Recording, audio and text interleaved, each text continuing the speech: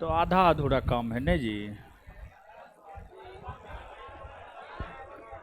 आए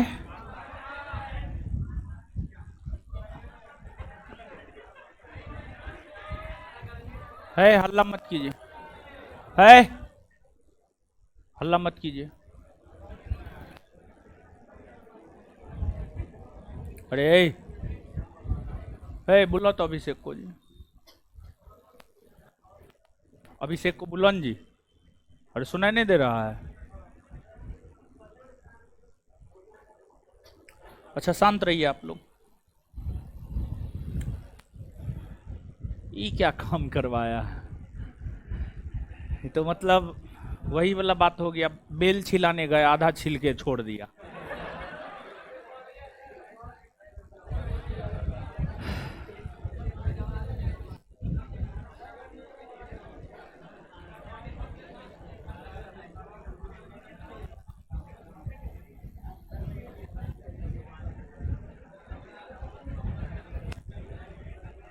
चलिए, क्या हाल चाल है आप लोग का? ठीक है? कैसा चल रहा है सब? अरे काम ये आधा अधूरा का है जी, बस हो गया, इतने काम है। तो और ये सब कब होगा? ये हमार बियाह हो जाएगा तब होगा।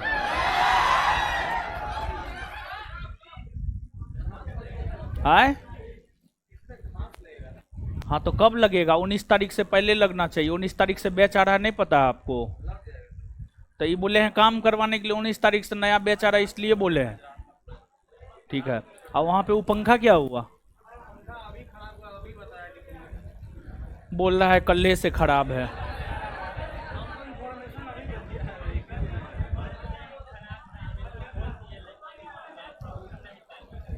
बात को सुन नहीं पाए थे, आप बोल दिए थे। ये तो बोल रहा है हम बोल दिए थे। कहाँ रहते हैं आप? लगता है आपको भी ब्याह करने का मन है का? लड़की खोजने में व्यस्त है। पंखा काहे लगाएगा?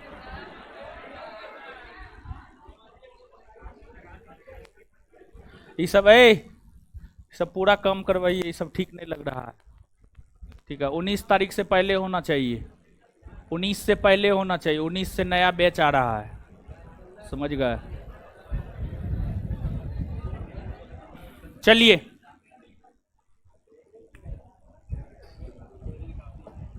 शांत रहिए। काम करवाना चाहेगा एक दिन काफी है, नहीं करवाना चाहेगा तो 2 महीना काफी न है। अरे आवाज बढ़ाओ नहीं यार, क्या कर रहा है? सो करके उठा है क्या जी? तब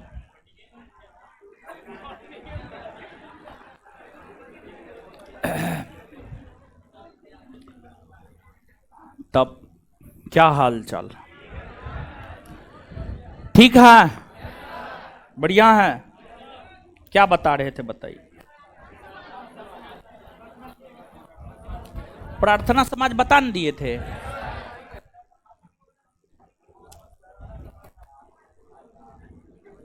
चलिए आगे हेडिंग मारिए, theosophical society.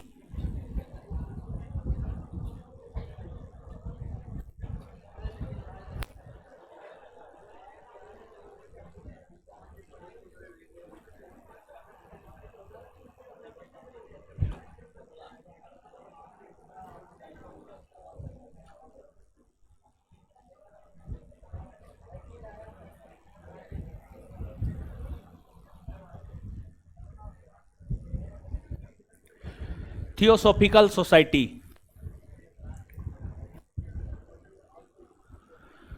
Theosophical society.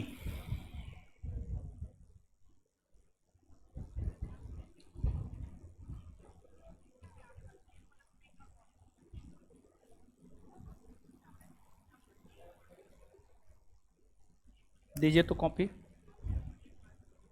Copy दीजिए ना।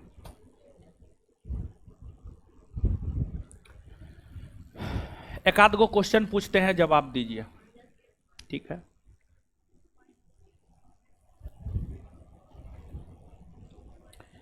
हिंदू विधवा पुनर्विवाह अधिनियम कब पारित हुआ है? 1800। प्रार्थना समाज की स्थापना किसने किया है?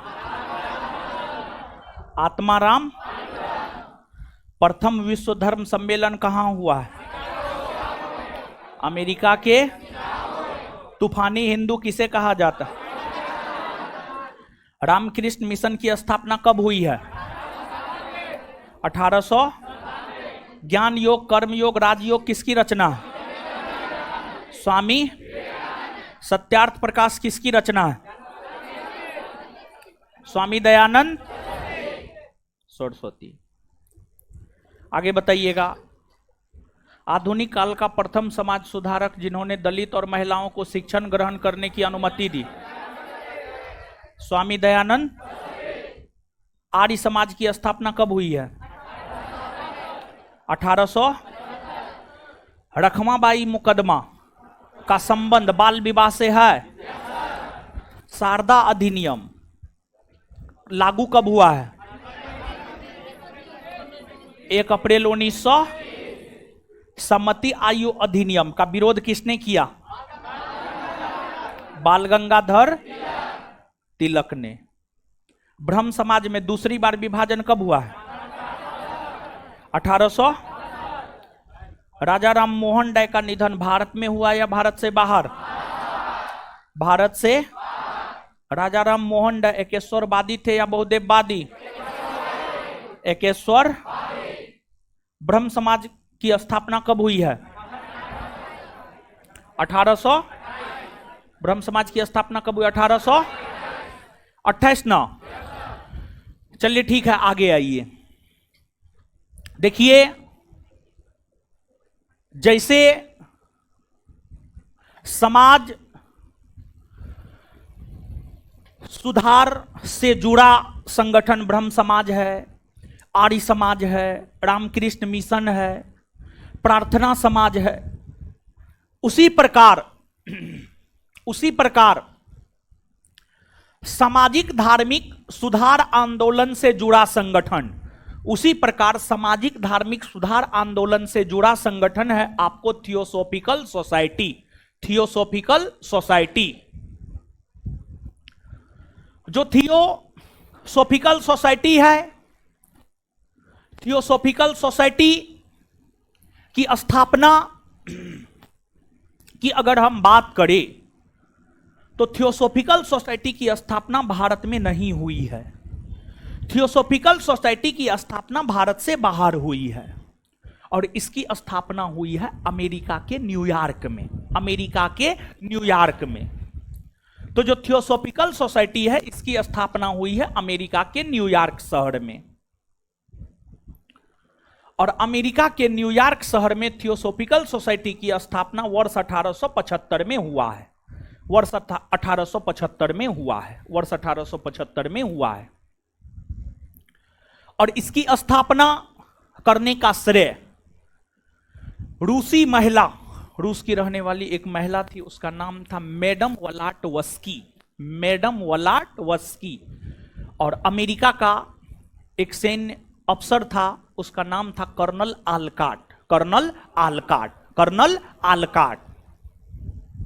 तो थियोसॉफिकल सोसाइटी की स्थापना की अगर हम लोग बात करें तो अमेरिका के न्यूयॉर्क में 1875 ईस्वी में हुआ और इसकी स्थापना मैडम वलाटवस्की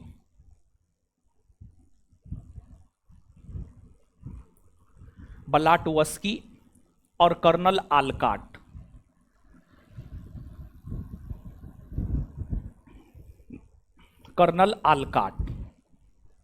कर्नल आलकाट ने इसकी स्थापना किया। भले ही इस संगठन की स्थापना अमेरिका के न्यूयॉर्क शहर में हुआ हो, लेकिन इस संगठन का जो मुख्यालय है, इस संगठन का मुख्यालय भारत में बनाया गया और भारत के मद्रास के अड्डियार को, इस संगठन का मुख्यालय जो है भारत के मद्रास के अड्डियार को 1882 ईस्वी में बनाया गया। इस संगठन का मुख्यालय 1882 ईस्वी में भारत के मद्रास के अड्डियार को बनाया गया। मद्रास के अड्डियार, मद्रास के अड्डियार को जो है इस संगठन का मुख्यालय बनाया गया। और इस संगठन का भी काम था हिंदू धर्म और हिंदू समाज में फैली बुराइयों की और लोगों का ध्यान आकृष्ट करवाना और उसे समाप्त करवाना इस संगठन का भी काम था। भारत में इस संगठन को लोकप्रिय बनाने का काम श्रीमती एनी बेसेंट ने की है। भारत की अगर हम बात करें तो भारत में थियोसॉफिकल सोसाइटी को लोकप्रिय बनाने का काम श्रीमती एनी बेसेंट ने की है। श्रीमती एनी बेसेंट 1889 ईस्वी में इंग्लैंड में थियोसॉफिकल सोसाइटी की सदस्य बनी और आगे चलकर श्रीमती एनी बेसेंट 1893 ईस्वी में भारत आई। आगे चलकर Shrimati Annie Besant theosophical society के सदस्य के रूप में आगे चलकर Shrimati Annie Besant theosophical society के सदस्य के रूप में 1893 ईस्वी में भारत पहुंची। 1893 ईस्वी में भारत पहुंची और उन्होंने ही थियोसॉफिकल सोसाइटी को भारत में लोकप्रिय बनाने का काम किया। जैसा कि आप देख रहे होंगे, राजा राम मोहन राय हिंदू समाज हिंदू धर्म में सुधार किए, साथ ही साथ बंगाल के लोगों को शिक्षित करने के लिए वेदांत कॉलेज, हिंदू कॉलेज सबका गठन राजा राम मोहन राय ने किया। उसी प्रकार से Shrimati Annie Besant theosophical society के बैनर तले हिंदू धर्म हिंदू समाज में सुधार लाने का काम की ही।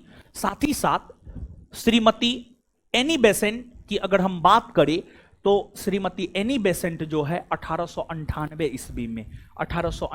ईस्वी में बनारस में सेंट्रल हिंदू कॉलेज की स्थापना की। बनारस में सेंट्रल हिंदू कॉलेज की स्थापना 1898 ईस्वी में श्रीमती एनी बेसेंट ने की। बनारस में एनी बेसेंट के द्वारा 1898 ईस्वी में जो सेंट्रल हिंदू कॉलेज की स्थापना की गई, यही सेंट्रल हिंदू कॉलेज आगे चलकर 1916 ईस्वी से बनारस हिंदू विश्वविद्यालय अर्थात बीएचयू कहलाया। और बीएचयू की अगर हम बात करें तो बीएचयू का संस्थापक माना जाता है मदन मोहन मालवीय। तो बीएचयू का जो पूर्ववर्ती संगठन है, बीएचयू का पूर्ववर्ती संगठन अगर देखा जाए तो बीएचयू का पूर्ववर्ती संगठन है सेंट्रल हिंदू कॉलेज, जो कि एनी बेसेंट के द्वारा स्थापित किया गया था। वही बीएचयू के संस्थापक है श्री मदन मोहन मालवीय।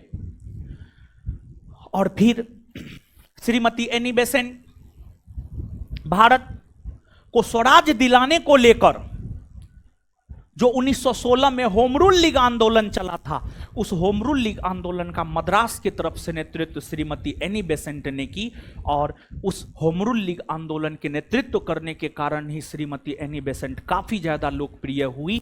और फिर आगे चलकर श्रीमती एनी बेसेंट को कांग्रेस ने 1917 के कलकत्ता अधिवेशन में अपना अध्यक्ष बनाया। और श्रीमती एनी बेसेंट की हम बात करें तो कांग्रेस की प्रथम महिला अध्यक्ष श्रीमती एनी बेसेंट ही बनी। कांग्रेस की प्रथम महिला अध्यक्ष श्रीमती एनी बेसेंट ही बनी। आगे चलकर श्रीमती एनी बेसेंट के द्वारा कॉमनवेल्थ और न्यू इंडिया नामक पत्रिका भी निकाला गया। और आगे चलकर जब 1920 ईस्वी में महात्मा गांधी ने असहयोग आंदोलन को शुरू किया, आगे चलकर जब महात्मा गांधी ने 1920 ईस्वी में असहयोग आंदोलन को शुरू किया, तो महात्मा गांधी के द्वारा चलाए जाने वाले असहयोग आंदोलन से, महात्मा गांधी के द्वारा चलाए जाने वाले असहयोग आंदोलन की अगर हम लोग बात करें तो महात्मा गांधी के द्वारा चलाए जाने वाले असहयोग आंदोलन से एनी बेसेंट खुश नहीं थी। वो यह चाह रही थी कि असहयोग आंदोलन नहीं चले, लेकिन इसके बावजूद असहयोग आंदोलन जब चलाए गए तो कांग्रेस की सदस्यता से श्रीमती एनी बेसेंट ने त्यागपत्र दे दी। कांग्रेस की सदस्यता से श्रीमती एनी बेसेंट ने त्यागपत्र दे दी। और फिर एनी बेसेंट का कोई खास महत्व भारतीय इतिहास में नहीं रह गया। जब तक श्रीमती एनी बेसेंट कांग्रेस के साथ जुड़ी रही, जब तक श्रीमती एनी बेसेंट कांग्रेस के साथ जुड़ी रही, तब तक उनका महत्व भारत के स्वतंत्रता आंदोलन में बना रहा, लेकिन जैसे ही कांग्रेस से अलग हो गई तो एक प्रकार से कहिए तो एनी बेसेंट का कोई खास महत्व तो नहीं रह गया। समझिएगा, तो नीचे से लिखिएगा।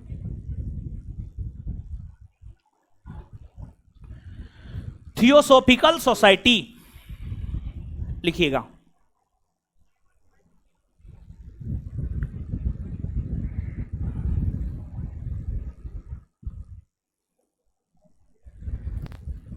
इस संगठन की स्थापना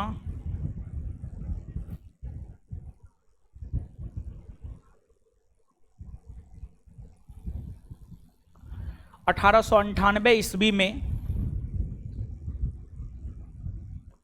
इस संगठन की स्थापना 1898 ईस्वी में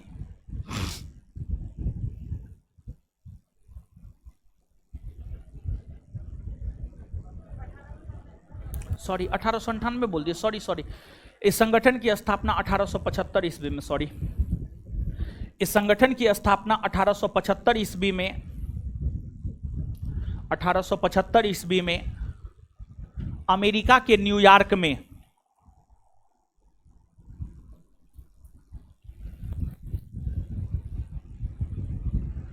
अमेरिका के न्यूयॉर्क में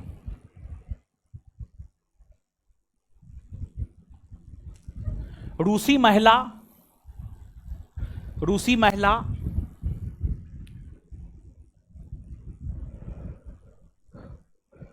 महिला मैडम वोलाटवस्की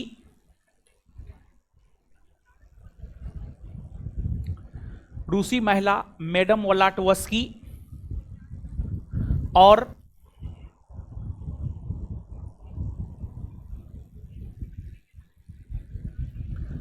रूसी महिला मैडम वोलाटवस्की और कर्नल आलकाट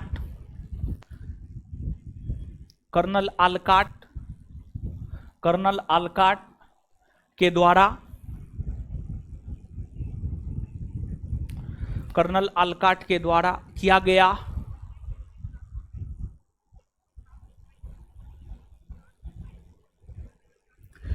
इस संगठन का मुख्यालय 1882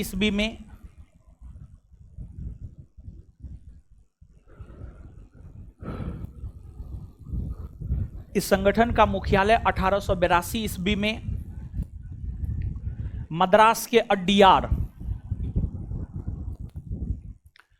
इस संगठन का मुख्यालय 1882 ईस्वी में मद्रास के अड्डियार,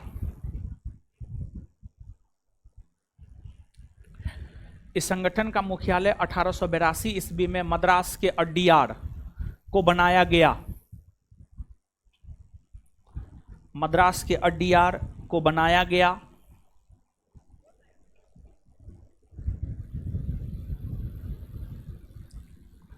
भारत में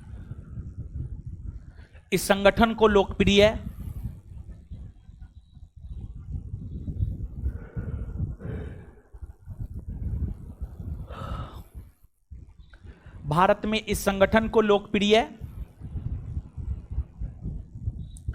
श्रीमती एनी बेसेंट ने बनाई। भारत में इस संगठन को लोकप्रिय श्रीमती एनी बेसेंट ने बनाई। Full stop.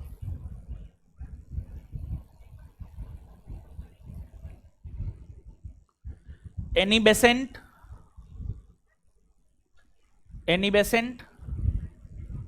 1893 ईस्वी में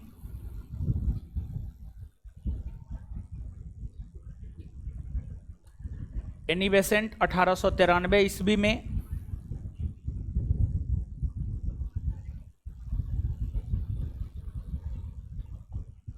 एनी बेसेंट 1893 ईस्वी में भारत आई।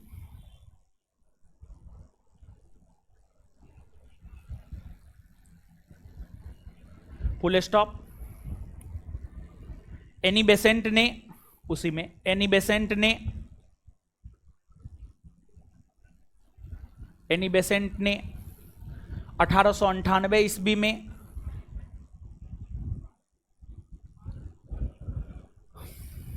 एनी बेसेंट ने 1898 ईस्वी में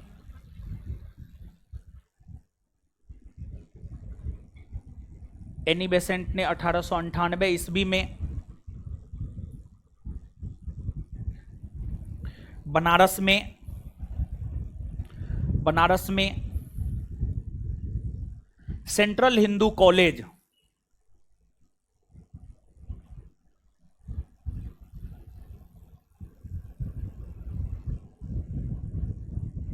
सेंट्रल हिंदू कॉलेज की स्थापना की।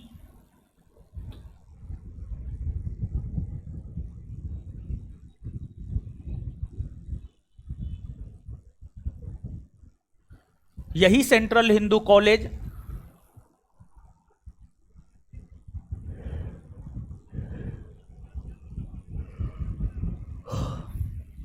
यही सेंट्रल हिंदू कॉलेज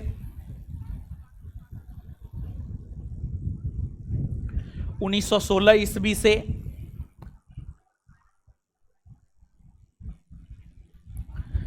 यही सेंट्रल हिंदू कॉलेज 1916 ईस्वी से बनारस हिंदू विश्वविद्यालय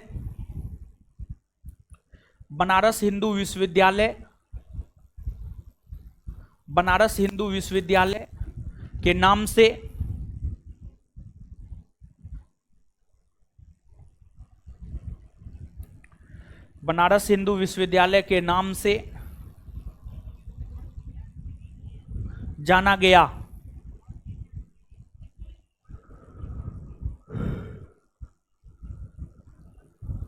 फुल स्टॉप। एनी बेसेंट ने 1916 ईस्वी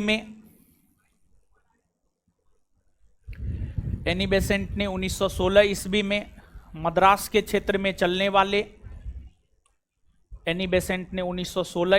मद्रास के क्षेत्र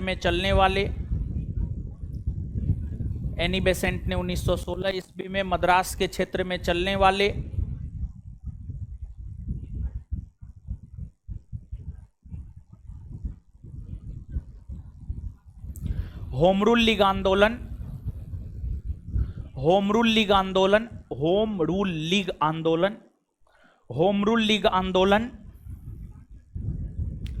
होम रूल लीग आंदोलन को नेतृत्व प्रदान की।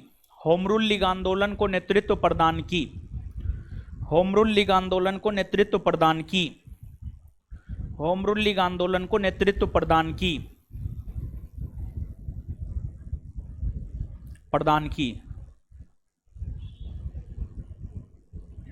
Full stop.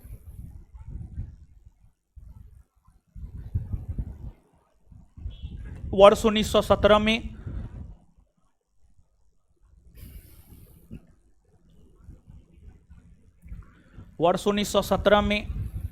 कांग्रेस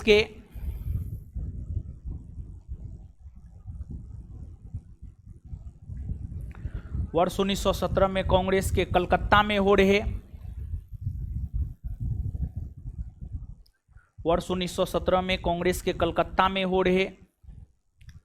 वार्षिक अधिवेशन की अध्यक्षता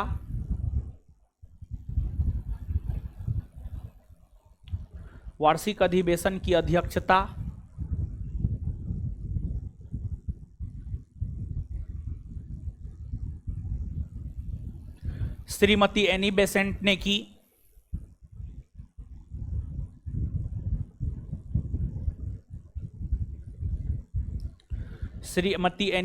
ने की। ये कांग्रेस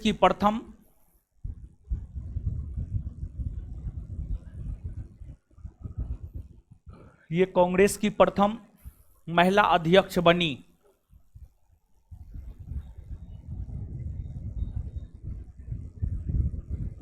ये कांग्रेस की प्रथम महिला अध्यक्ष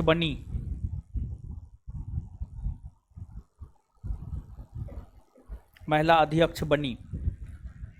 फुल स्टॉप। महात्मा गांधी द्वारा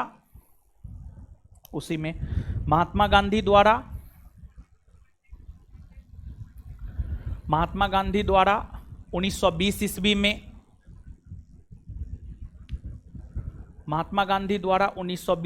में शुरू किए गए महात्मा गांधी द्वारा 1920 ईस्वी में शुरू किए गए होम रूल लीग आंदोलन से, असहयोग आंदोलन से महात्मा गांधी द्वारा शुरू किए गए, महात्मा गांधी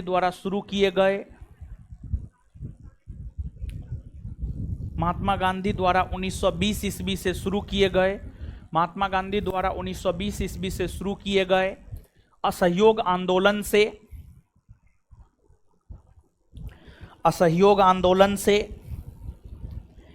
एनी बेसेंट सहमत नहीं थी, असहयोग आंदोलन से एनी बेसेंट सहमत नहीं थी।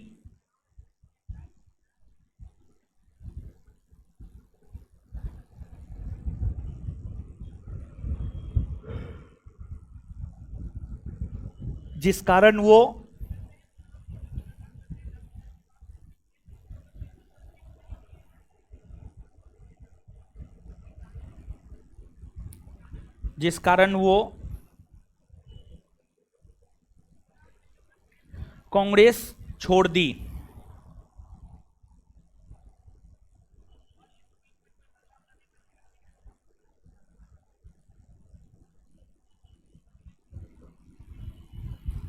जिस कारण वो कांग्रेस छोड़ दी। चलिए, इसके बाद जो है, अब आगे देखिएगा, आगे है यंग बंगाल आंदोलन। यंग बंगाल आंदोलन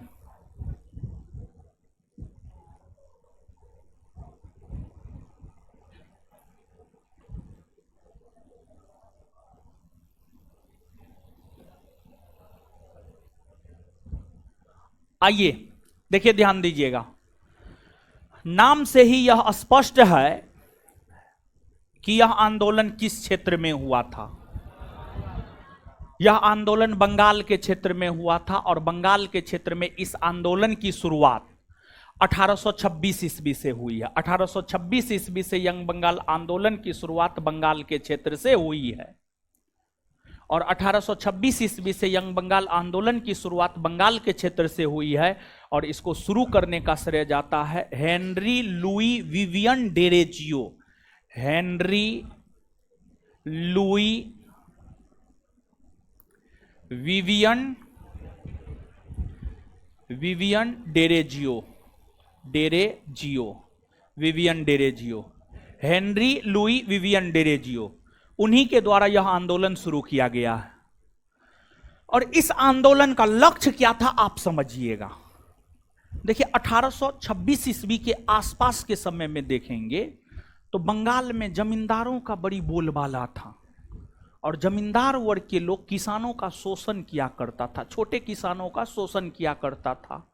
तो इस आंदोलन का एक लक्ष्य था किसानों को जमींदारों के शोषण से बचाना, किसानों को जमींदारों के शोषण से बचाना। दूसरा, प्रेस के ऊपर 1823 में जॉन एडम्स के द्वारा, वर्ष 1823 ईस्वी में जॉन एडम्स के द्वारा लाइसेंस रेगुलेशन एक्ट लाया गया, जिसके तहत भारतीय प्रेस पर प्रतिबंध लगा दिया गया। तो भारतीय प्रेस पर जो प्रतिबंध लगाया गया था, उस प्रतिबंध को हटाकर प्रेस को स्वतंत्रता का अधिकार दिया जाए, प्रेस को स्वतंत्रता का अधिकार दिया जाए। तो यंग बंगाल आंदोलन का एक लक्ष्य यह भी था प्रेस को स्वतंत्रता प्रदान किया जाए। यंग बंगाल आंदोलन का एक लक्ष्य यह भी था कि प्रेस को स्वतंत्रता प्रदान किया जाए, प्रेस को स्वतंत्रता प्रदान किया जाए। इसके बाद महिलाओं को शिक्षा दिया जाए, किसानों को जमींदारों के शोषण से बचाना, प्रेस के ऊपर जो पाबंदी लगी है उस पाबंदी को हटा देना, प्रेस की स्वतंत्रता और महिलाओं को शिक्षा। इन तमाम मुद्दों को लेकर हेनरी लुई विवियन डेरेजियो के द्वारा जो है 1826 ईस्वी से यंग बंगाल आंदोलन की शुरुआत की गई है।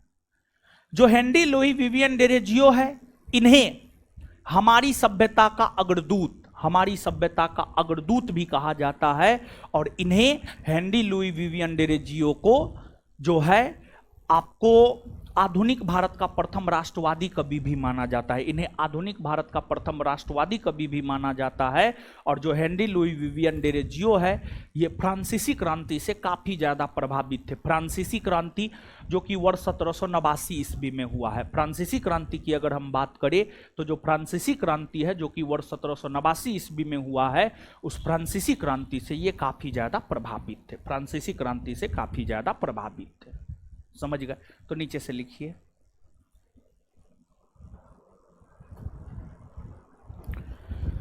यंग बंगाल आंदोलन लिखिएगा।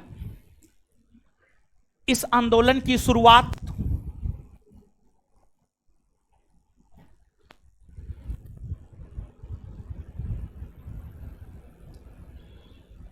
इस आंदोलन की शुरुआत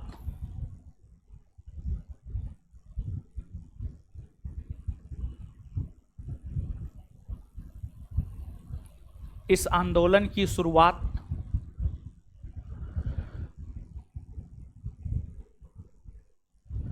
1826 ईस्वी से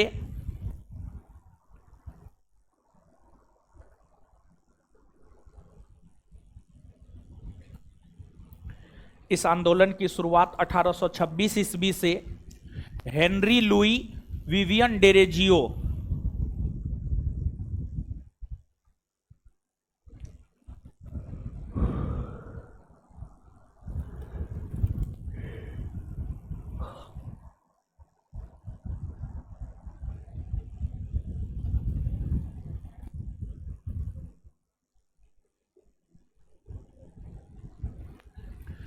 इस आंदोलन की शुरुआत 1826 ईस्वी से हेनरी लुई विवियन डेरेजियो के द्वारा किया गया है।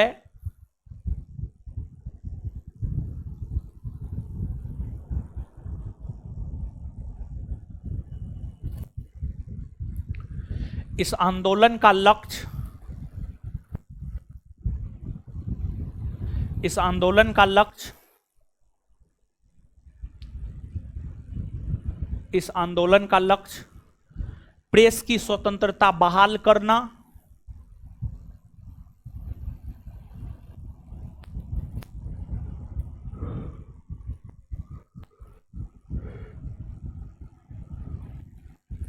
इस आंदोलन का लक्ष्य प्रेस की स्वतंत्रता बहाल करना, कोमा महिलाओं को शिक्षा प्रदान करना, महिलाओं को शिक्षा प्रदान करना,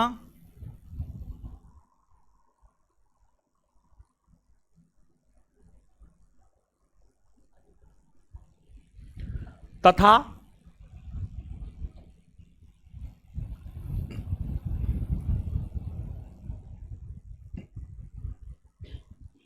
किसानों को जमींदारों के शोषण से बचाना।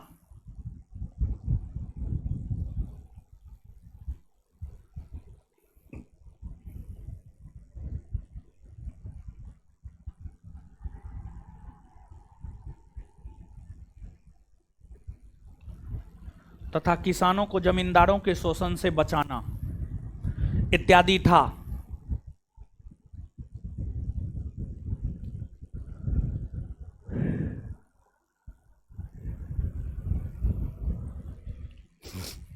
विवियन डेरेजियो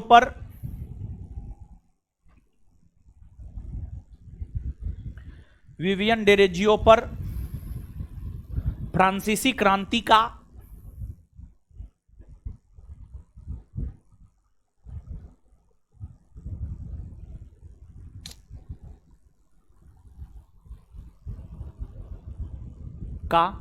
काफी प्रभाव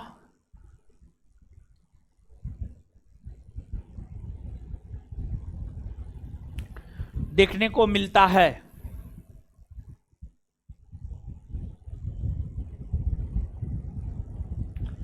इन्हें हमारी सभ्यता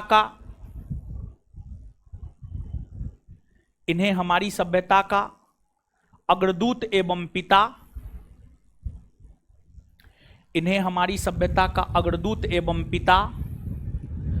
हमारी सभ्यता का अग्रदूत एवं पिता कहा जाता है। इन्हें हमारी सभ्यता का अग्रदूत एवं पिता कहा जाता है।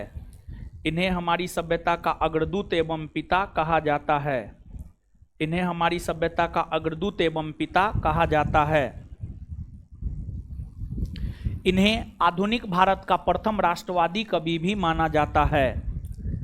इन्हें आधुनिक भारत का प्रथम राष्ट्रवादी कवि भी माना जाता है।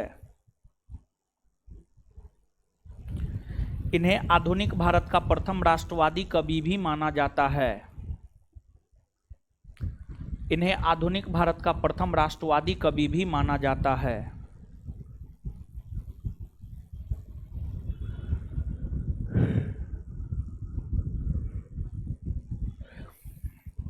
इन्हें आधुनिक भारत का प्रथम राष्ट्रवादी कवि भी माना जाता है। चलिए अब आगे आगे ध्यान दीजिएगा। देखिए, जैसे हिंदू धर्म और हिंदू समाज में फैली कुरीतियों को दूर करने को लेकर आर्य समाज, रामकृष्ण मिशन, ब्रह्म समाज, थियोसोफिकल सोसाइटी, यंग बंगाल आंदोलन, इन तमाम संगठनों ने काम किया। उसी प्रकार से इस्लामी समाज और इस्लाम धर्म में फैली कुरीतियों को दूर करने को लेकर कई सारे आंदोलन हुए हैं। अलीगढ़ आंदोलन, देवबंद आंदोलन, बहाबी आंदोलन, अहमदिया आंदोलन, ये तमाम ऐसे आंदोलन है जिस आंदोलन का संबंध जो है इस्लामी समाज और इस्लाम धर्म में सुधार को लेकर रहा है। तो इन आंदोलनों के विषय में अब हम लोग जानते हैं। तो अब नीचे से आप सबसे पहले हेडिंग मारिए, मुस्लिम समाज सुधार आंदोलन। मुस्लिम समाज सुधार आंदोलन।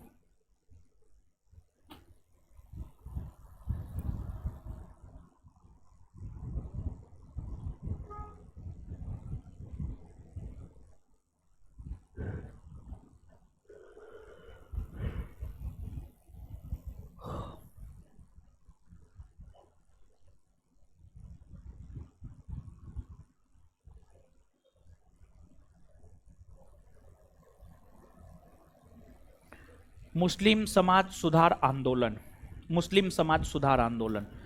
और इसमें सबसे पहले हेडिंग मारिएगा अलीगढ़ आंदोलन। अलीगढ़ आंदोलन, अलीगढ़ आंदोलन।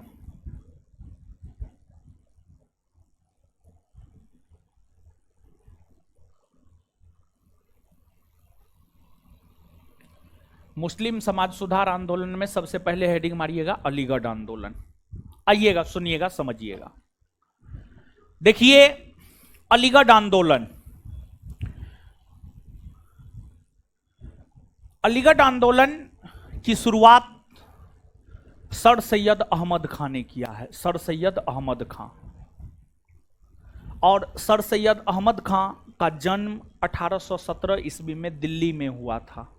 1817 ईस्वी में दिल्ली में सर सैयद अहमद खां का जन्म हुआ था।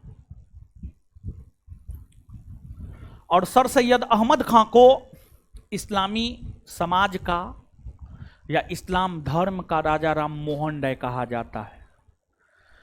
सर सैयद अहमद खां को इस्लामी समाज या इस्लाम धर्म का राजा राम मोहन राय इसलिए कहा जाता है क्योंकि हिंदू धर्म और हिंदू समाज में, क्योंकि हिंदू धर्म और हिंदू समाज में जिस प्रकार सुधारवादी आंदोलन शुरू राजा राम मोहन राय ने किया था, उसी प्रकार इस्लामी समाज और इस्लामी धर्म में, उसी प्रकार इस्लामी समाज और इस्लामी धर्म में सर्वप्रथम सुधारवादी आंदोलन सर सैयद अहमद खां ने चलाया था। सर सैयद अहमद खां ने चलाया था, जिस वजह से उन्हें इस्लामी समाज और इस्लाम धर्म का राजा राम मोहन राय माना जाता है और उनके द्वारा ही अलीगढ़ आंदोलन चलाया गया है। सर सैयद अहमद खां हिंदू मुस्लिम एकता के बहुत बड़े समर्थक हुआ करते थे। सर सैयद अहमद खां हिंदू मुस्लिम एकता के बहुत बड़े समर्थक हुआ करते थे। और सर सैयद अहमद खां की अगर आप बात करेंगे तो वो हिंदू और मुसलमान को भारत की दो आंखें बतलाया करते थे। सर सैयद अहमद खां हिंदू और मुसलमान को भारत की दो आंखें बतलाया करते थे। और सर सैयद अहमद खां ने अपनी विचारधारा को प्रचारित और प्रसारित करने हेतु तहजीब उल अखलाक अर्थात सभ्यता और नैतिकता नामक पुस्तक की रचना की है। तब तहजीब उल अखलाक को ही सभ्यता और नैतिकता कहते हैं। उस पुस्तक की रचना सर सैयद अहमद खां ने की है और उसी पुस्तक के जरिए अपनी विचारधारा को प्रचारित और प्रसारित सर सैयद अहमद खां ने किया है। लेकिन ठीक है, इस्लामी समाज में सुधारवादी आंदोलन सर सैयद अहमद खां ने चलाया, लेकिन सर सैयद अहमद खां कांग्रेस की स्थापना के विरोधी थे। कांग्रेस की स्थापना का इन्होंने विरोध किया और इनका मानना था कि कांग्रेस हिंदुओं का संगठन है या मुसलमानों का संगठन नहीं है। और इन्होंने कांग्रेस के विकल्प के तौर पर, सर सैयद अहमद खां ने कांग्रेस के विकल्प के तौर पर यूनाइटेड इंडियन पेट्रियोटिक एसोसिएशन नामक संगठन की स्थापना की। यूनाइटेड इंडियन पेट्रियोटिक एसोसिएशन नामक संगठन की स्थापना की और इनका कभी भी कांग्रेस से कोई संबंध नहीं रहा है। सर सैयद अहमद खां का कांग्रेस से कभी कोई संबंध नहीं रहा है और अंग्रेजों ने कांग्रेस को तोड़ने के लिए सर सैयद अहमद खां का सहारा लिया। अंग्रेज सर सैयद अहमद खां के सहारे कांग्रेस को तोड़ना चाहता था, लेकिन अंग्रेज जितना कांग्रेस को तोड़ना चाहता था कांग्रेस उतना अधिक मजबूत हुआ। और जो सर सैयद अहमद खां के द्वारा अलीगढ़ आंदोलन चलाया गया है, इस अलीगढ़ आंदोलन का ठीक विपरीत विचारधारा वाला आंदोलन था देवबंद आंदोलन। अलीगढ़ आंदोलन का ठीक विपरीत विचारधारा वाला आंदोलन देवबंद आंदोलन था। कैसे? देवबंद आंदोलन अलीगढ़ आंदोलन के ठीक विपरीत विचारधारा वाला आंदोलन था। एक तो अलीगढ़ उत्तर प्रदेश में एक जगह है, वहां से आंदोलन की शुरुआत हुई है तो नाम दे दिया गया अलीगढ़ आंदोलन। फिर देवबंद भी उत्तर प्रदेश में एक जगह है, वहां से आंदोलन की शुरुआत हुई तो आंदोलन को नाम दे दिया गया देवबंद आंदोलन। तो जो अलीगढ़ और देवबंद आंदोलन है, इन दोनों आंदोलनों की अगर हम बात करें तो ये दोनों के दोनों आंदोलन उत्तर प्रदेश से शुरू हुए हैं। और जैसे अलीगढ़ आंदोलन की शुरुआत सर सैयद अहमद खां ने किया है, वैसे देवबंद आंदोलन की अगर हम बात करें तो देवबंद आंदोलन की शुरुआत मोहम्मद कासिम ननोतबी और सैयद अहमद गंगोही ने किया है। मोहम्मद कासिम ननोतबी और सैयद अहमद गंगोही ने किया है। मोहम्मद कासिम ननोतबी और सैयद अहमद गंगोही ने जो है आपको देवबंद आंदोलन की शुरुआत की है, देवबंद आंदोलन की शुरुआत की है। और दोनों एक दूसरे का विपरीत कैसे है देखिए। एक तो पहली बात, अलीगढ़ आंदोलन ने कांग्रेस की स्थापना का विरोध किया, देवबंद आंदोलन ने कांग्रेस की स्थापना का समर्थन किया। दूसरी बात, अलीगढ़ आंदोलन अंग्रेजी शिक्षा के पक्षधर थे और अंग्रेजों को सहायता करने के पक्षधर थे, लेकिन देवबंद आंदोलन अंग्रेजी शिक्षा का विरोधी था और अंग्रेजों का विरोध किया करता था, ये अंग्रेजों का समर्थन नहीं किया करता था। मतलब जहां एक तरफ अलीगढ़ आंदोलन जो है अंग्रेजी शिक्षा का समर्थक था, अंग्रेजों को मदद किया करता था, फिर जो है कांग्रेस का विरोध किया, कांग्रेस को तोड़ने का प्रयास किया, वहीं दूसरी तरफ देवबंद आंदोलन अंग्रेजी शिक्षा का विरोधी था, अंग्रेजों का विरोधी था, कांग्रेस का समर्थक था, कांग्रेस को मजबूत बनाने में अपना योगदान देने का काम देवबंद आंदोलन ने किया। इसी वजह से हम यह कह सकते हैं कि जो देवबंद आंदोलन है वह अलीगढ़ आंदोलन का ठीक विपरीत विचारधारा वाला आंदोलन है। समझे बात को? और अलीगढ़ आंदोलन और देवबंद आंदोलन का उद्देश्य था इस्लाम धर्म और इस्लामी समाज में जो तमाम प्रकार की कुरीतियां और बुराइयां फैली हुई है, उन कुरीतियों और बुराइयों को समाप्त करना, उन कुरीतियों और बुराइयों को समाप्त करना देवबंद आंदोलन का काम था।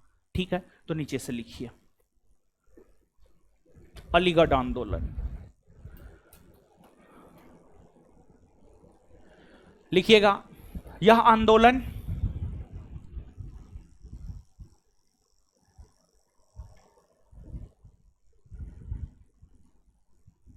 सर सैयद अहमद खां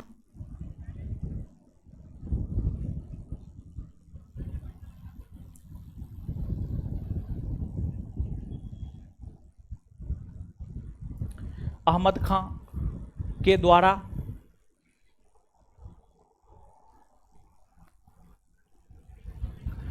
यह आंदोलन सर सैयद अहमद खां के द्वारा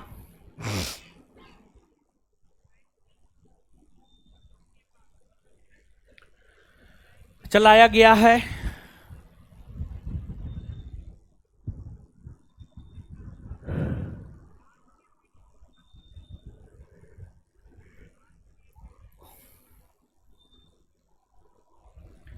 इस्लाम धर्म में, रुकिए एक मिनट, आधुनिक काल में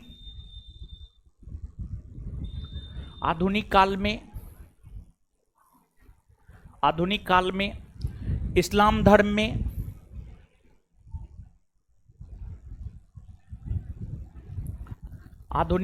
इस्लाम धर्म में सुधार को लेकर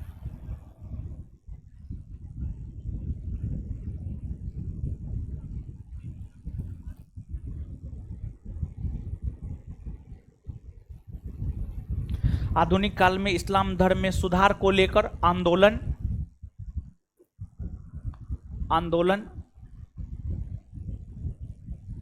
शुरू करने का श्रेय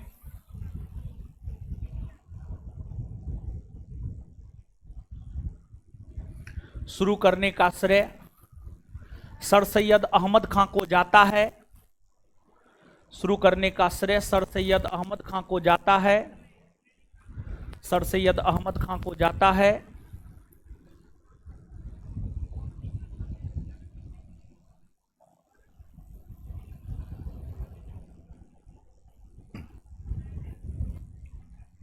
सर सैयद अहमद खां को जाता है, जिस कारण उन्हें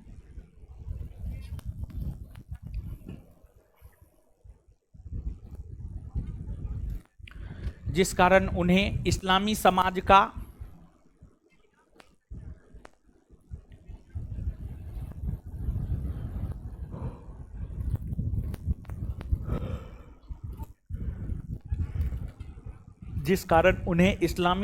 का राजा राम मोहन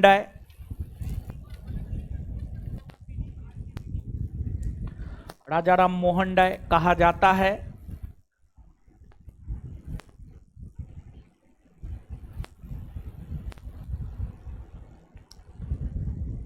ये हिंदू मुस्लिम एकता के प्रबल समर्थक थे।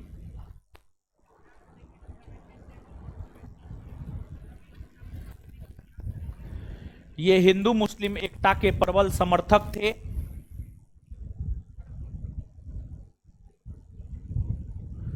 ये हिंदू मुस्लिम एकता के प्रबल समर्थक थे। इनका मानना था कि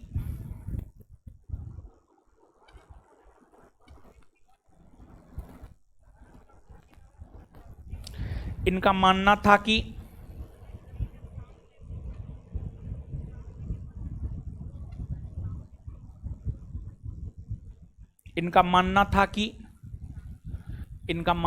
कि हिंदू और मुसलमान इनका मानना था कि हिंदू और मुसलमान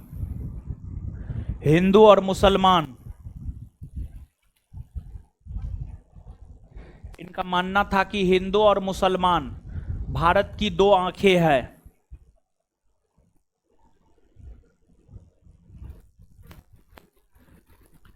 इनका मानना था कि हिंदू और मुसलमान भारत की दो आंखें हैं। इनका मानना था कि हिंदू और मुसलमान भारत की दो आंखें हैं। इनका मानना था कि हिंदू और मुसलमान भारत की दो आंखें हैं। इन्होंने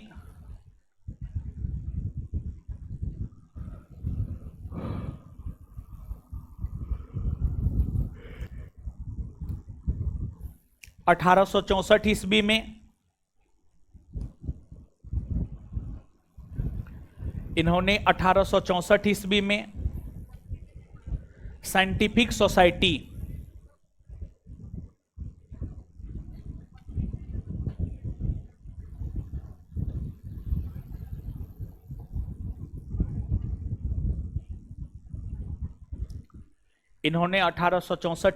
साइंटिफिक सोसाइटी नामक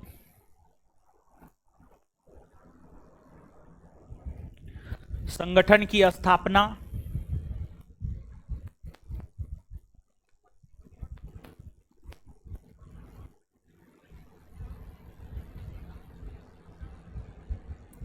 किया।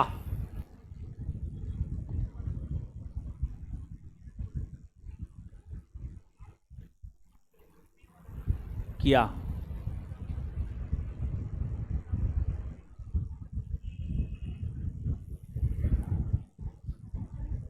Full stop. इन्होंने तहजीब उल अखलाक, बोर्ड पे लिख रहे हैं, तहजीब उल अखलाक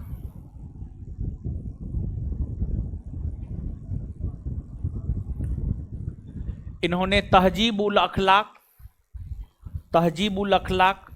अर्थात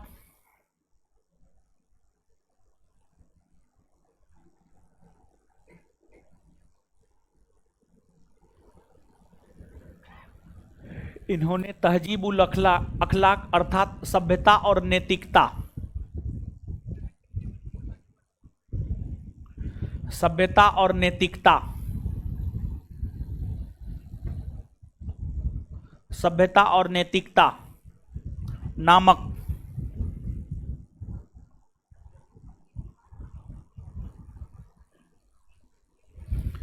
सभ्यता और नैतिकता नामक पुस्तक की रचना किया।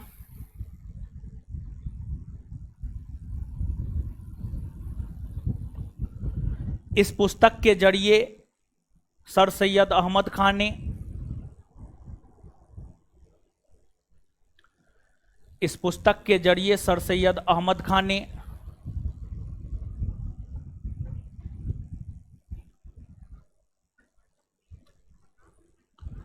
इस पुस्तक के जरिए सर सैयद अहमद खान ने अपनी विचारधारा को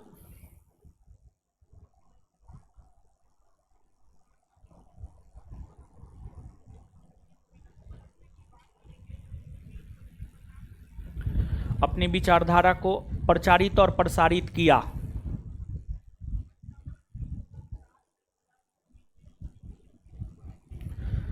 प्रचारित और प्रसारित किया।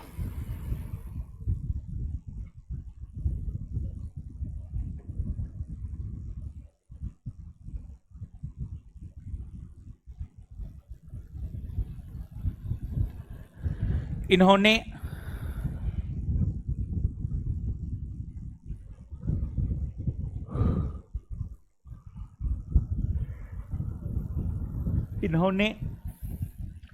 कांग्रेस की स्थापना का विरोध किया।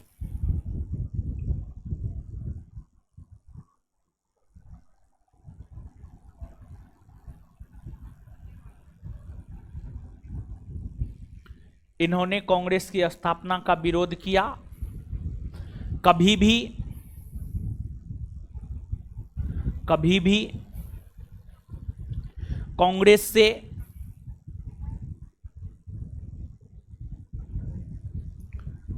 कांग्रेस से इनका कोई लेना देना नहीं रहा है।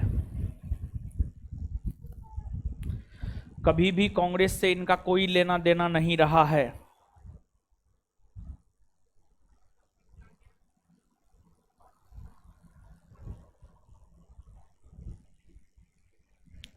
कभी भी कांग्रेस से इनका कोई लेना देना नहीं रहा है।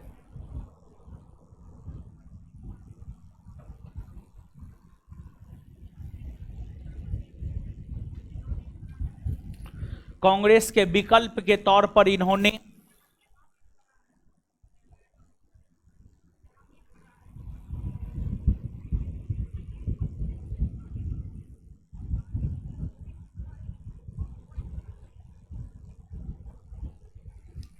कांग्रेस के विकल्प के तौर पर इन्होंने 1888 ईस्वी में कांग्रेस के विकल्प के तौर पर इन्होंने 1888 ईस्वी में कांग्रेस के विकल्प के तौर पर इन्होंने 1888 ईस्वी में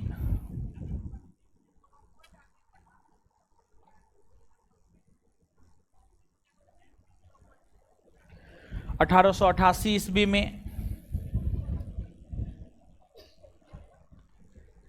Indian union patriotic association,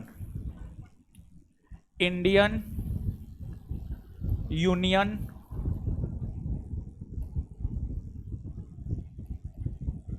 patriotic association,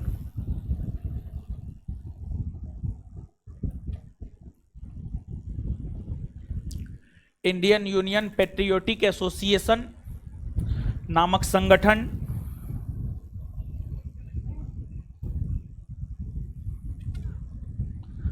संगठन की स्थापना किया।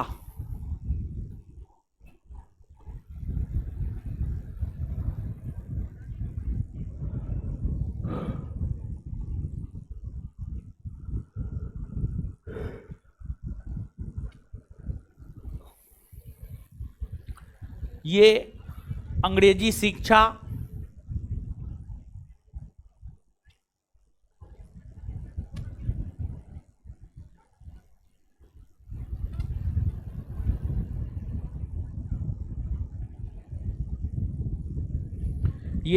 शिक्षा के समर्थक थे।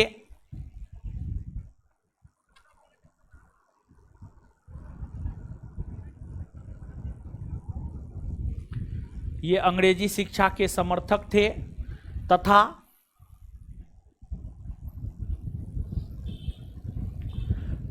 अंग्रेजों को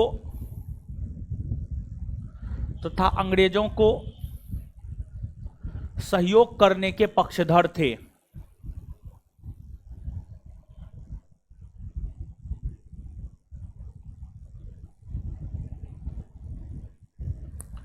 तथा अंग्रेजों को सहयोग करने के पक्षधर थे।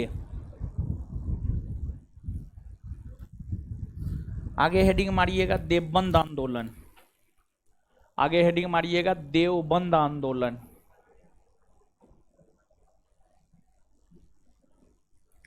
देवबंद आंदोलन, देवबंद आंदोलन, देवबंद आंदोलन।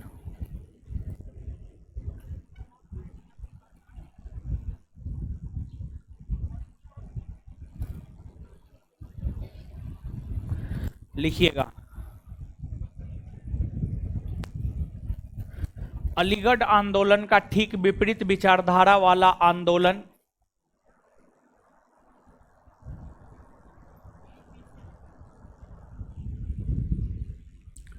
अलीगढ़ आंदोलन का ठीक विपरीत विचारधारा वाला आंदोलन अलीगढ़ आंदोलन का ठीक विपरीत विचारधारा वाला आंदोलन देवबंद आंदोलन था। अलीगढ़ आंदोलन का ठीक विपरीत विचारधारा वाला आंदोलन देवबंद आंदोलन था।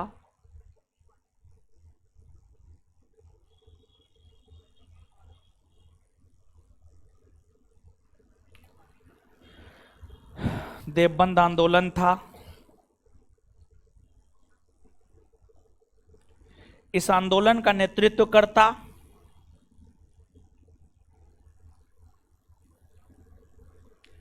इस आंदोलन का नेतृत्वकर्ता इस आंदोलन का नेतृत्वकर्ता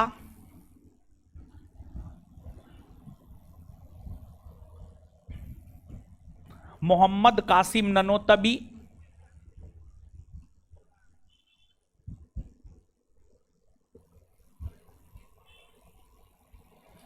मोहम्मद कासिम ननोतबी और सैयद अहमद गंगोही।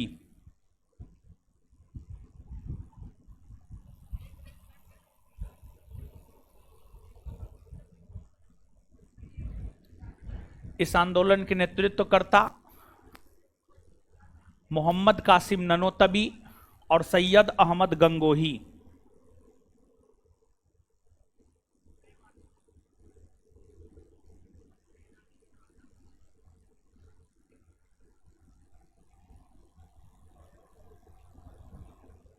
इस आंदोलन का नेतृत्वकर्ता मोहम्मद कासिम ननोतबी और सैयद अहमद गंगोही था। सैयद अहमद गंगोही था।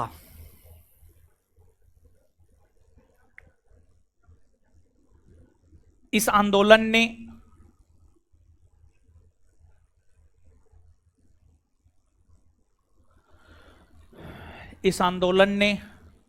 कांग्रेस की स्थापना का समर्थन किया।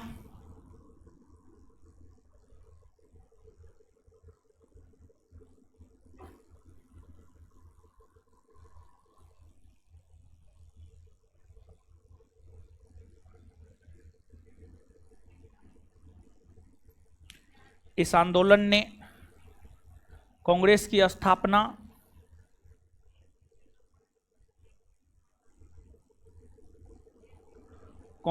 स्थापना का समर्थन किया। साथ ही साथ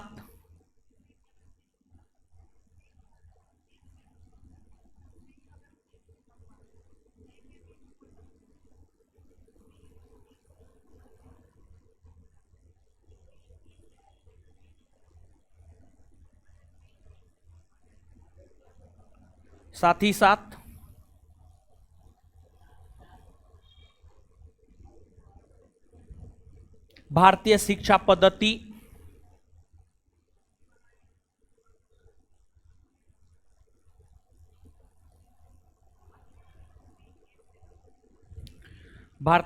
पद्धति का भी समर्थन किया।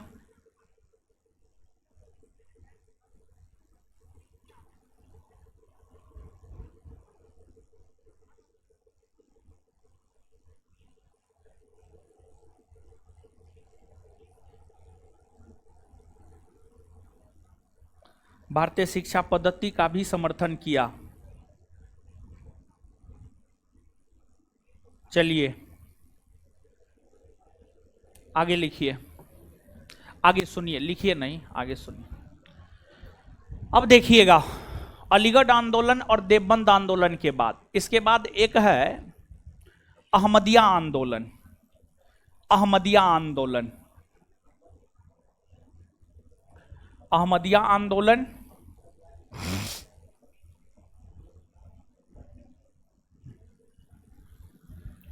और एक है वहाबी आंदोलन।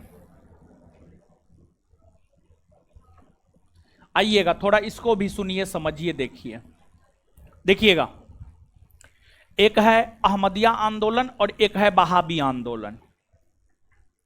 जैसे देवबंद आंदोलन और अलीगढ़ आंदोलन दोनों एक दूसरे के ठीक विपरीत विचारधारा वाला आंदोलन था, उसी प्रकार से जो अहमदिया आंदोलन और वहाबी आंदोलन है, ये दोनों भी ठीक एक दूसरे के विपरीत विचारधारा वाला आंदोलन है। अब कहिएगा कैसे?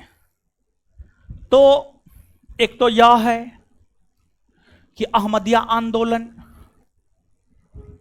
ने जिहाद धर्मयुद्ध, जिहाद का विरोध किया। वही वहाबी आंदोलन ने जिहाद का समर्थन किया। वहाबी आंदोलन ने जिहाद का समर्थन किया। दूसरी बात, वहाबी आंदोलन का लक्ष्य यह था भारत का इस्लामीकरण करना। भारत का इस्लामीकरण करना वहाबी आंदोलन का लक्ष्य था, लेकिन अहमदिया आंदोलन का यह लक्ष्य नहीं था।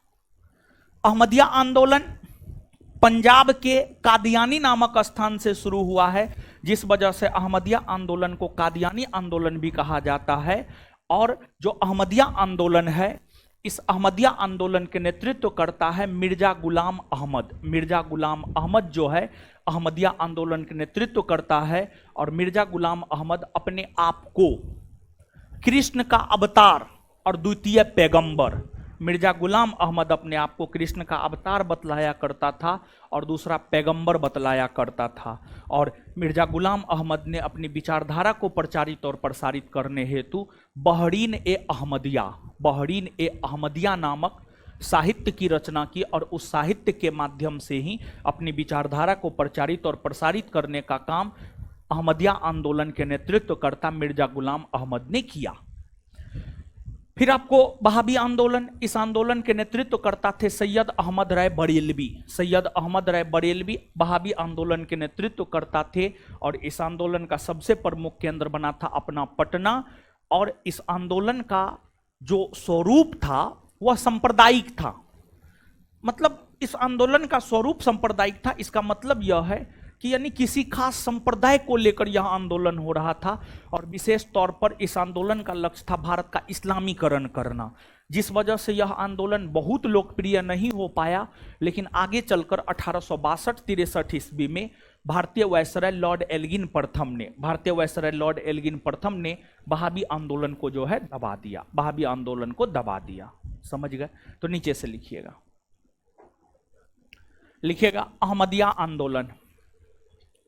अहमदिया आंदोलन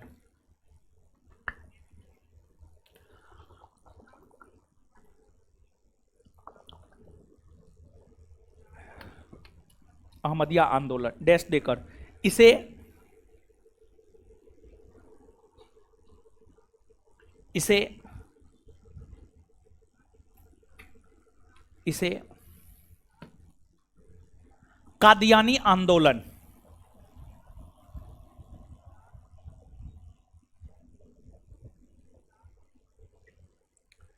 इसे कादियानी आंदोलन भी कहा जाता है। इसे कादियानी आंदोलन भी कहा जाता है क्योंकि इस आंदोलन की शुरुआत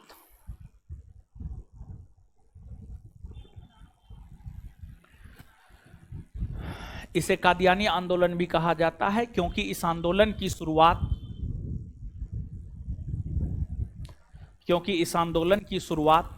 पंजाब के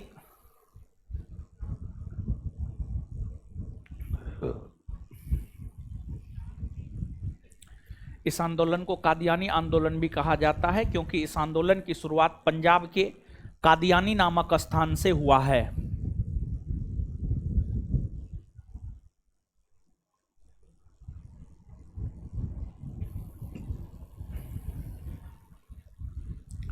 पंजाब के कादियानी नामक स्थान से हुआ है। इस आंदोलन के नेतृत्वकर्ता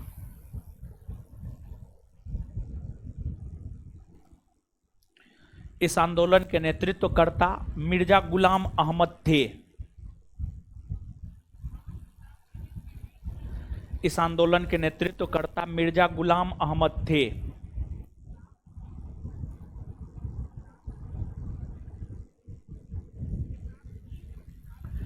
इस आंदोलन के नेतृत्वकर्ता मिर्जा गुलाम अहमद थे। मिर्जा गुलाम अहमद थे। मिर्जा गुलाम अहमद थे। मिर्जा गुलाम अहमद थे। मिर्जा गुलाम अहमद थे। वे अपने आप को कृष्ण का अवतार और द्वितीय पैगंबर कहा करता था। वे अपने आप को कृष्ण का अवतार और द्वितीय पैगंबर कहा करता था।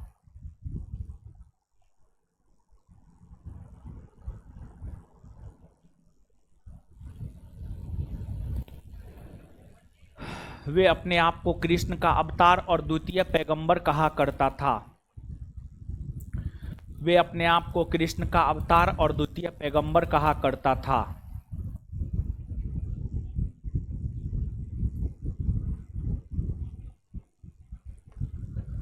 उन्होंने बहरीन ए अहमदिया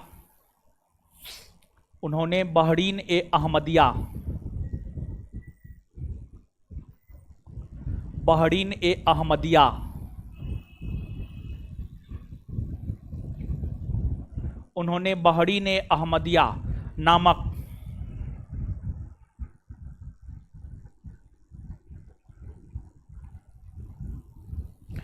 पुस्तक की रचना उन्होंने बहरीन ए अहमदिया नामक पुस्तक की रचना किया है।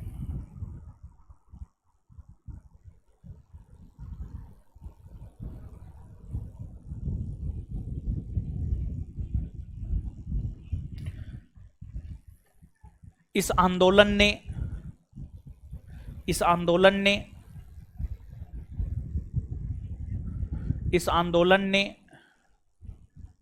जिहाद के नारा का विरोध किया।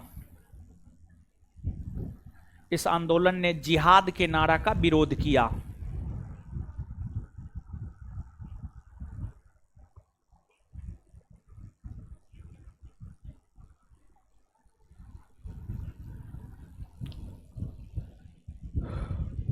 आगे बहाबी आंदोलन, आगे हेडिंग मारिएगा बहाबी आंदोलन, बहाबी आंदोलन, बहाबी आंदोलन, बहाबी आंदोलन, हेडिंग मारिएगा बहाबी आंदोलन।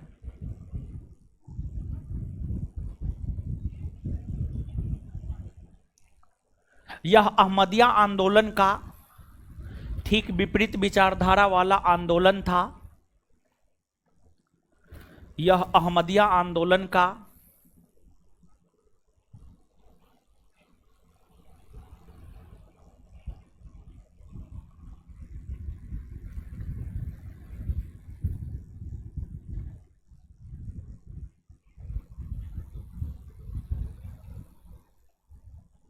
यह अहमदिया आंदोलन का ठीक विपरीत विचारधारा वाला आंदोलन था।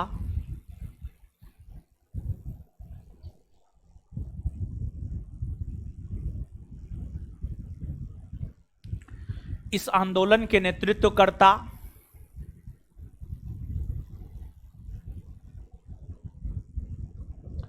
इस आंदोलन के नेतृत्वकर्ता सैयद अहमद राय बरेलवी, इस आंदोलन के नेतृत्वकर्ता सैयद अहमद राय बरेलवी।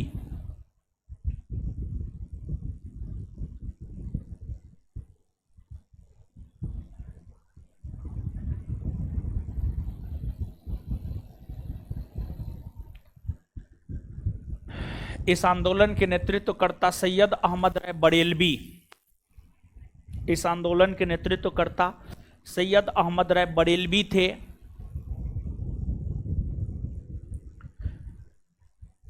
यह एक सांप्रदायिक आंदोलन था।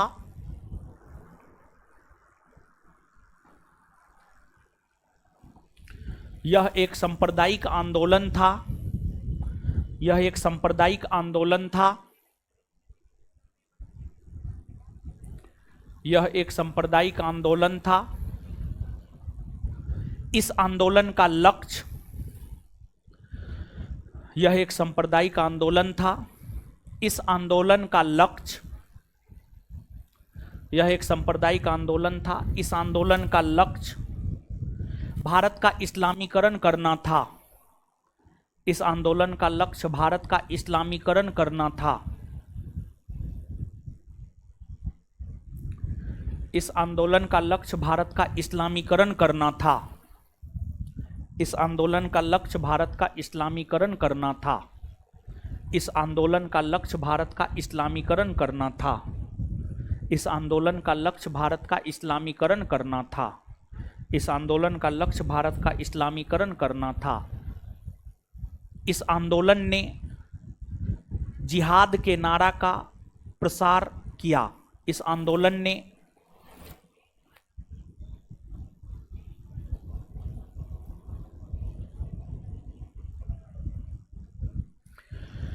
इस आंदोलन ने जिहाद के नारा का प्रचार प्रसार किया।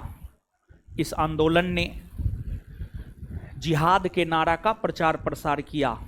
इस आंदोलन ने जिहाद के नारा का प्रचार प्रसार किया।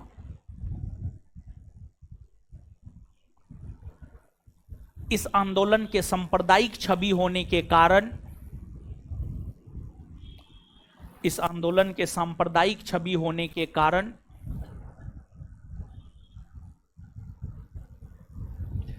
इस आंदोलन के सांप्रदायिक छवि होने के कारण भारतीय वायसराय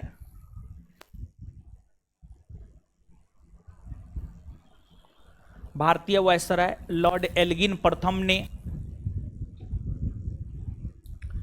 भारतीय वायसराय लॉर्ड एल्गिन प्रथम ने भारतीय वायसराय लॉर्ड एल्गिन प्रथम ने लॉर्ड एल्गिन प्रथम ने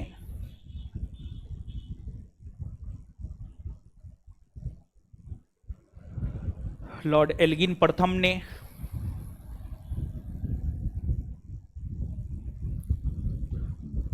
समाप्त कर दिया। लॉर्ड एल्गिन प्रथम ने समाप्त कर दिया। चलिए, जितना समझाए हैं लिखाए हैं पढ़िए, तो पढ़िए जल्दी। पढ़िए।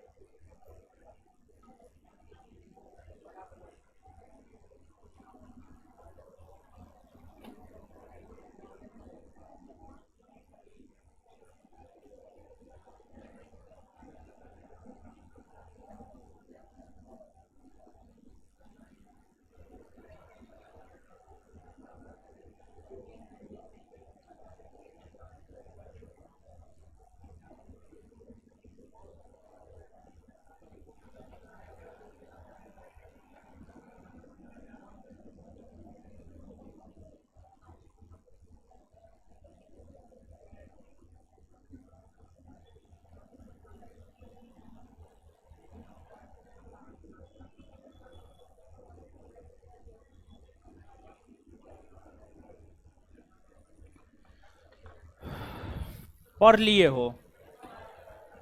नहीं हो पढ़े हैं तो यस सर, पढ़ लिए हैं।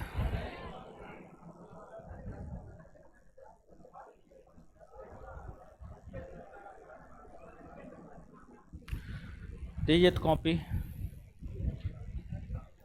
आइए हीरो सब, हीरो बताइए थियोसॉफिकल सोसाइटी की स्थापना कब हुई?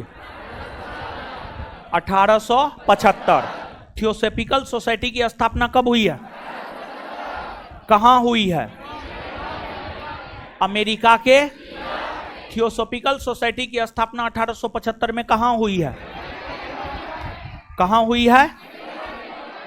थियोसॉफिकल सोसाइटी का संस्थापक कौन है? मैडम वलाटवस्की और कर्नल।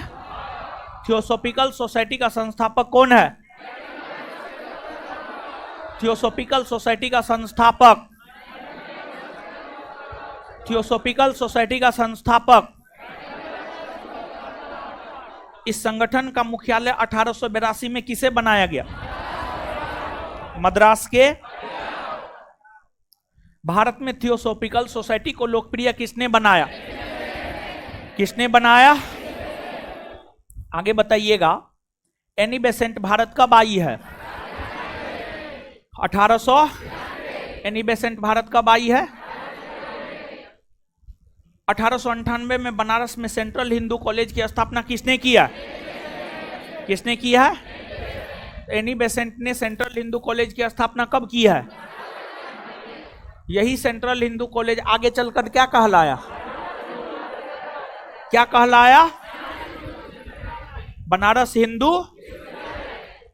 मद्रास के क्षेत्र से 1916 ईस्वी में होम रूल लीग आंदोलन का नेतृत्व किसने किया?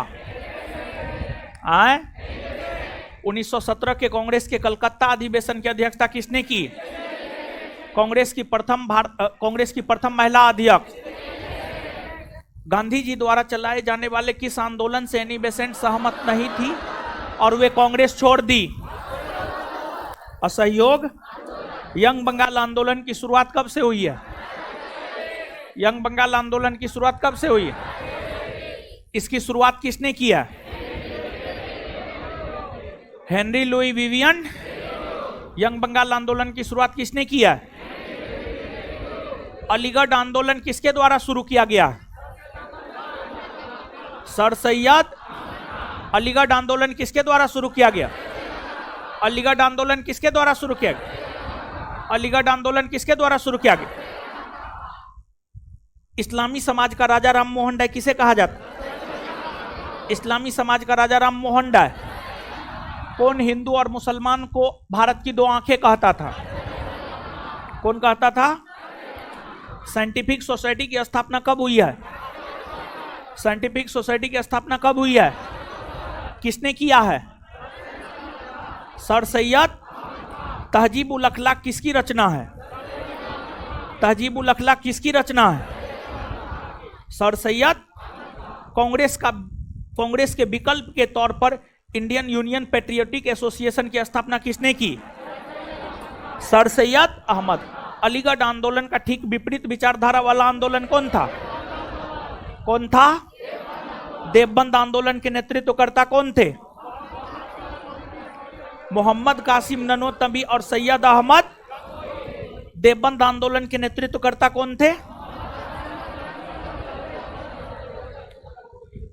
अहमदिया आंदोलन को और किस आंदोलन के नाम से जाना जाता है? कादियानी आंदोलन। अहमदिया आंदोलन को और किस आंदोलन के नाम से जाना? कादियानी। अहमदिया आंदोलन के नेतृत्वकर्ता मिर्जा गुलाम।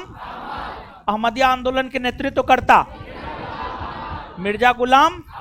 कौन अपने आप को कृष्ण का अवतार कहा करता था? कौन कहा करता था? कौन अपने आप को द्वितीय पैगंबर कहा करता था? बहरी ने अहमदिया किसकी रचना है? बहरी ने अहमदिया किसकी रचना है? अहमदिया आंदोलन का ठीक विपरीत विचारधारा वाला आंदोलन कौन था? कौन था? बहावी आंदोलन का नेतृत्वकर्ता। बहावी आंदोलन का नेतृत्वकर्ता सैयद अहमद राय। सैयद अहमद राय। किस आंदोलन ने जिहाद के नारा का प्रचार प्रसार किया? आए? बहावी आंदोलन का दमन किसने किया? Lord Elgin. एक क्लास और लगेगा, ये चैप्टर खत्म हो जाएगा। ठीक है। बिट्टू सर का जो सब्जेक्ट चल रहा था इकोनॉमिक्स, वो तो समाप्त न हो गया। उससे पहले क्या पढ़ाए थे? बायोलॉजी से पहले फिजिक्स, उससे पहले केमिस्ट्री। अब कौन सब्जेक्ट शुरू होगा आपके बैच? केमिस्ट्री। केमिस्ट्री शुरू होगा।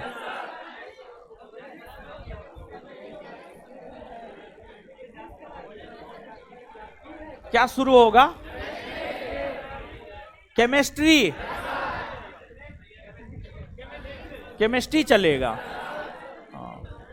सुनिए, हल्ला मत कीजिए, हल्ला नहीं कीजिए। अगले सप्ताह से आपके बैच में केमिस्ट्री की शुरुआत होगी। अगले सप्ताह से, इस सप्ताह नहीं होगा। अगले सप्ताह से आपके बैच में केमिस्ट्री की शुरुआत होगी। अगले सप्ताह से। इस सप्ताह भर सिर्फ मेरा ही क्लास होगा। मेरा क्लास जिस रोज होता है मंगलवार, बृहस्पतिवार और शुक्रवार। तो नया सब्जेक्ट जो है अगले सप्ताह से ही शुरू किया जाए, ज़्यादा बेटर रहेगा, समझे। तो अगले सप्ताह से आपके बैच में केमिस्ट्री का शुरुआत करवा देते हैं। और जो है मतलब कल आपका क्लास नहीं है, पुनः हम लोग मिलेंगे कब? परसों। परसों मिलेंगे और इतिहास के साथ। ठीक है। इकोनॉमिक्स तो हो गया है ना? हाँ, वो पढ़ा देंगे, आप काहे टेंशन ले रहे हैं, पढ़ा देंगे हम। ठीक है, चलिए मिलते हैं अगले क्लास में। धन्यवाद। हमको निकलने दीजिए, तब आप लोग निकलिएगा।